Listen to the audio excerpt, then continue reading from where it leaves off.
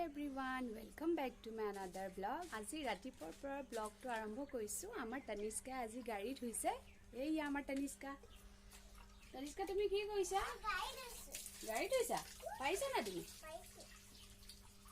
নিতিয়াবা আকতে কাপোৰ গাড়ী ধুবলৈ কি লাগে নি? গাড়ী ধুবলৈ পানী বি লাগে, লিকুইড বি লাগে। হয় নি? তুমি পাইছা?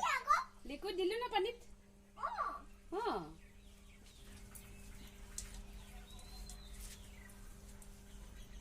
আমি তনিষ্কাৰ বাবে সাইকেল এখন চাব আহিছো। এই আমাৰ তনিষ্কা হাই কোৱা। হাই কোনটো কলাৰ লাগে? আমি এতিয়া তনিষ্কাৰ সাইকেল লৈ আহিলো।